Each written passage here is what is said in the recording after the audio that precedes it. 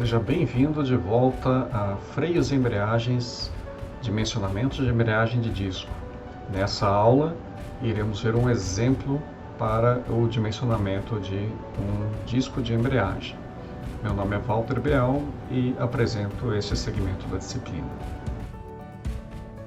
Lembrando, capítulo 17 no Norton, capítulo 16 no Bodinas. Bom, aqui trata-se do exemplo 17.01 do Norton, na sua quarta edição, onde a gente justamente faz o dimensionamento então dessa embreagem de disco, que completa 360 graus, né, que seria um disco de uma superfície só de atrito.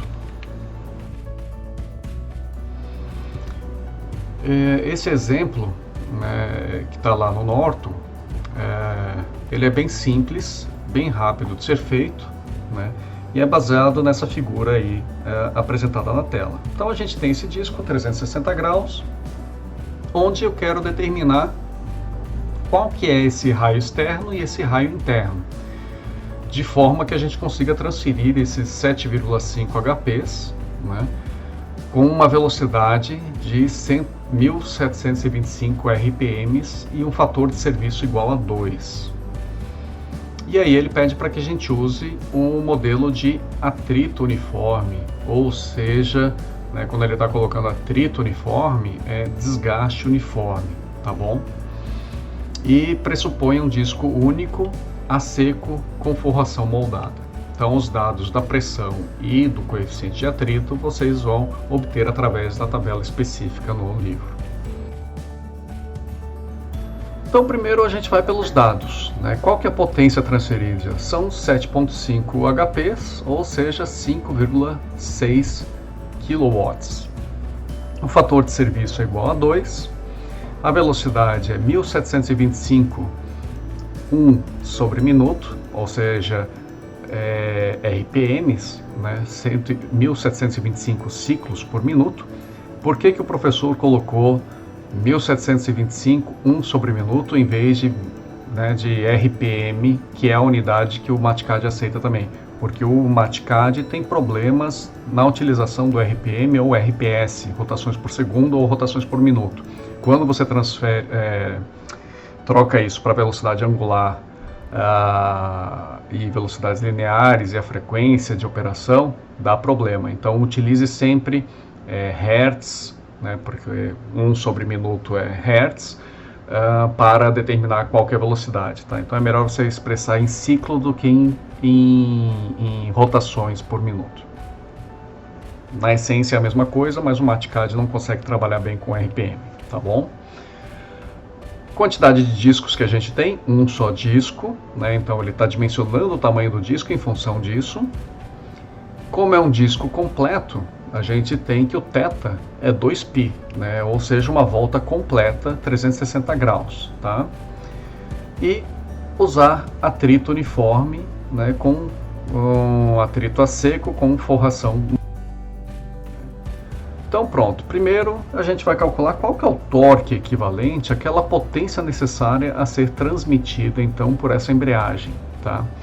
Só que como existe um fator de serviço de 2, né, o que é esse fator de serviço 2? Né? Se a gente olhar lá no texto do livro, 2 é um fator severo, né? É como se a gente tivesse impactos, variações bruscas de velocidade no meu conjunto, então ele estará sobredimensionando 2 vezes o valor da potência requerida, tá?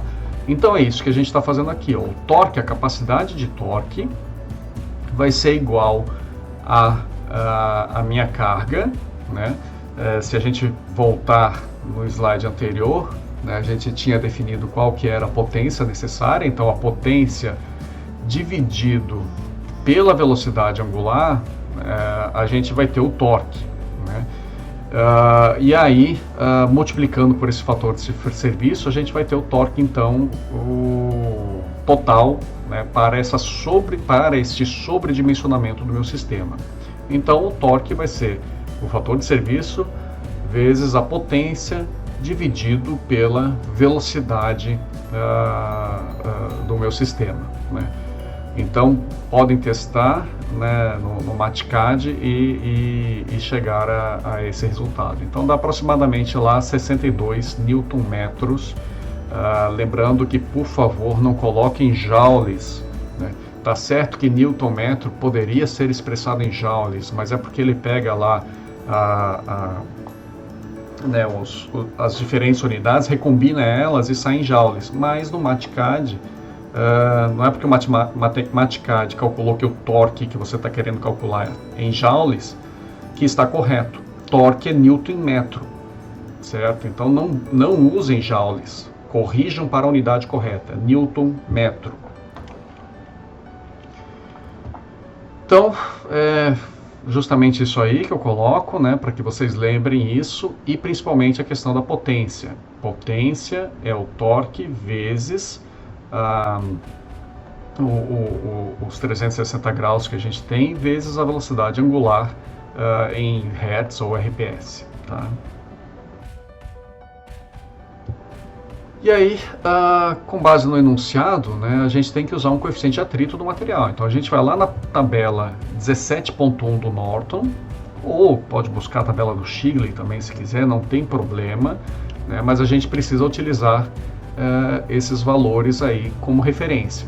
Então ele diz lá que o nosso material é o moldado, e aí no moldado, sempre lembrando que a gente tem dois materiais, né? Um é a pastilha de atrito, né? O moldado no caso, contra um disco de aço geralmente, né? De aço ou ferro fundido, tá? E aí ele falou que vai ser a seco, beleza, tá seco, mas seco ali, né? O coeficiente de atrito dinâmico, se vocês olharem, é de 0,25 a 0,45. Se vocês quiserem utilizar, vocês podem utilizar o 0,25 e vai ser um dimensionamento conservador. Se vocês quiserem usar um conservador, um dimensionamento mais otimizado, vai para o 0,45. Aqui no caso a gente vai pegar o valor intermediário. Mesma coisa com relação à pressão máxima que esse material suporta. Então para os dois casos, né, eu peguei o intervalo superior e inferior da nossa tabela, tá? E calculei um valor intermediário. Então vou usar 0,35 de coeficiente de atrito e 1550 kPa de pressão máxima suportada pelo material moldado. Tá? E a mesma coisa seria lá com a temperatura, que seria seus 230 graus, 232 graus de temperatura aí de operação. Então, nesse caso, né, como eu disse, a gente utilizou esses valores intermediários, é o que eu acabei de falar, só aí anota na tela. Pronto. Partiu daí, agora a gente está utilizando essa premissa do desgaste uniforme, né, então atrito uniforme, tá? E a gente tem aqui aquela relação entre o raio interno e o raio externo, segue a equação 5B, né, do Norton, né, onde 17.7, né, e vamos isolar então o raio interno, né, que é 57,7% do raio externo. Se eu tenho essa equação, se eu utilizar essa relação aí, eu posso pegar a equação de torque simplesmente e justamente colocar o RI, né, em função do RO. E aí, dessa forma, a gente vai ter, isolando, então, já que eu já calculei meu torque, isolando o RO, já que eu substituí o RI pelo RO, pelos 57% do valor de RO, eu vou ter essa equação aqui para calcular o meu raio externo. Então, meu raio externo vai ser 45,53 para aquele torque calculado inicialmente, certo? Que fica em função da velocidade e da potência que nós temos que transmitir através desse. E aí, pronto. Então o RI fica, né? Volta para a equação que você utilizou para isolar o RI, calcula o RI fica 26,28. E agora a gente vai calcular a força necessária para acionar essa embreagem com esse torque. E a força, utilizando então essa equação 17,5A, né? Fica calculada em quase 5 quilonewtons, certo? E se vocês notarem, né, a força de acionamento diminui conforme você aumenta o número de discos, né? Então, quanto maior o número de discos que você tiver no seu sistema, menor será a sua força de acionamento. Então, ter mais discos reduz o diâmetro, né? Você pode reduzir o diâmetro do seu sistema e também reduzir a força de acionamento, tá? Mas claro que quando você reduz o diâmetro, você também tem que aumentar a força, né? Porque se você reduzir o RO e proporcionalmente o RI, você está tirando capacidade de torque, e aí você tem que aumentar a força necessária para acionar o sistema, para conseguir frenar ele, tá bom? E a especificação da embreagem, então, fica resultante como um disco, que ele já tinha dito, né? A forração do material moldado para trabalho a seco, coeficiente de atrito, a pressão máxima suportada pelo material, o diâmetro externo do moldado, né, o DO do disco, DO duas vezes o RO, na verdade não é do disco, né, o diâmetro externo do nosso material de atrito, do disco de atrito, tá? Mas o outro disco ele também vai ter o RO desse tamanho, mas o DI é irrelevante, pode ser menor ou maior, é óbvio que a gente vai tentar sempre economizar material, né? Mas a superfície acabada é entre DO e DI. Com uma folguinha mais ou a menos, porque a pastilha, né, o moldado, ele pode não ser montado exatamente na mesma posição sempre, então uma folguinha não é problema, é benéfico, né?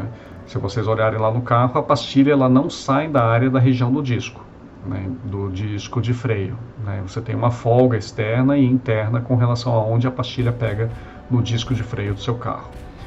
E o diâmetro interno vai ficar 52,58 e a força 4,93. Agora vejam, né? A gente poderia pegar esses valores aí e alterar um pouquinho, né? Então o DO a gente poderia passar para 92, eu só ganho capacidade de torque com isso, né?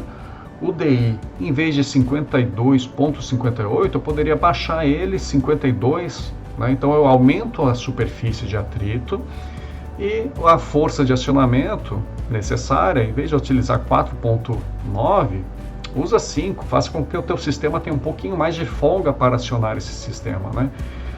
Dimensionalmente é mais fácil controlar esses dois raios de cima e embaixo você está dando uma folguinha aí de segurança para acionamento do teu sistema, ok?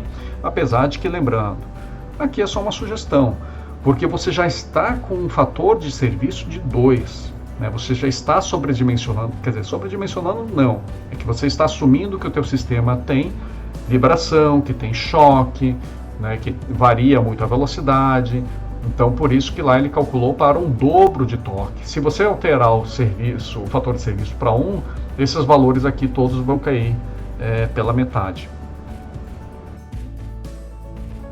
Lembrando onde é que estão as nossas referências.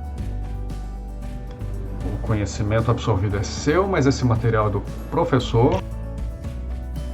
E agradeço. Se você tiver dúvidas, procure o professor tanto em horário de aula quanto fora de sala de aula. Você pode mandar e-mails e principalmente é estimulado a postar mensagens no sistema de ensino, porque a sua dúvida pode ser a dúvida de outra colega e se você colocar lá, o professor já responde e já tira a dúvida e mesmo quem não tinha dúvida fica sabendo sobre aquele tópico. Obrigado e até o próximo exercício.